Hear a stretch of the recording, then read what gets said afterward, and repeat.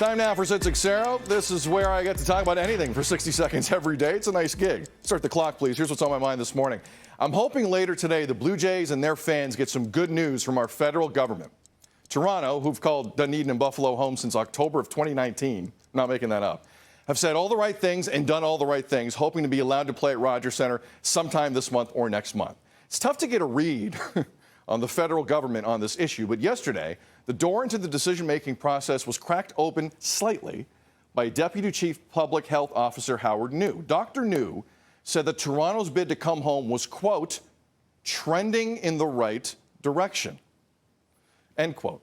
Although he wasn't sure they'd reach a decision by today, which would allow the Jays to play a homestand at Rogers Centre later this month. Look, the COVID issue is obviously still tricky. Yankees-Red Sox was postponed last night after 3 Yankees tested positive. I get it. People deserve the right to take things very slow. But the Jays also deserve, at this point, some answers. It's time.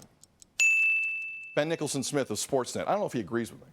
I just think enough is enough, Benny. Like, either way, yay or nay, isn't it time to give Atkins and Shapiro and the entire team, backroom staff, everyone who's been on this road trip of hell, some clarity? Yeah, exactly. A 2-year-long road trip, Sid. Like, they definitely deserve an answer. And they're expecting one today on Friday. So at some point, they're expecting to hear from the federal government. Can they get that exemption that would allow them to host games here starting in July? Do they have to wait a bit longer? They're expecting that response today. So, Ben, based on your math and what you know by talking to people in the Jays organization, if they don't get a yes today, is that July 30th homestand completely off the table? Most likely. It just would be so hard, right? At this point, we're already only 2 weeks away from July 30th. So that's a lot to do in a short period of time, right? You think about moving players, their families from Buffalo to Toronto, getting accommodations, getting, rental cars, all those logistics. And July 30th is the trade deadline. So I think really today is probably that day. Otherwise, you start looking at August 20th.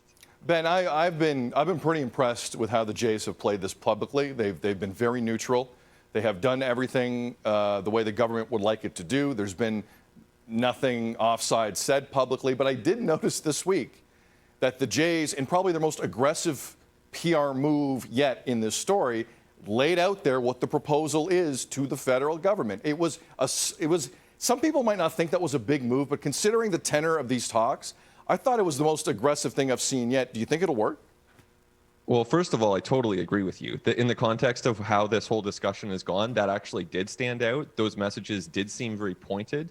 As to whether it works, I mean, it's impossible to know without being behind those closed-door federal government meetings. And, certainly there is a strong case to be made. I'll put it that way. There is a strong case to be made that you could safely bring major league teams in and out of Toronto without harming the citizens of Ontario and of this city.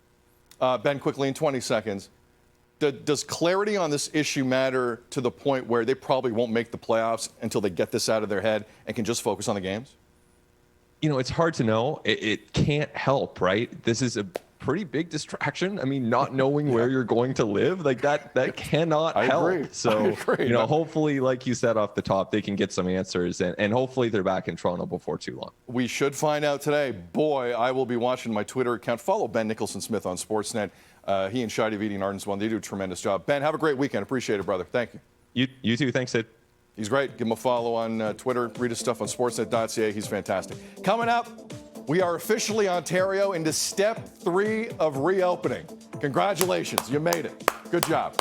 Good job, Ontario. What are you most excited for in stage 3? That's our sound off today. 1-866-267-3797. Feedback at breakfasttelevision.ca, at Breakfast TV on Twitter. It's 6:45, Toronto.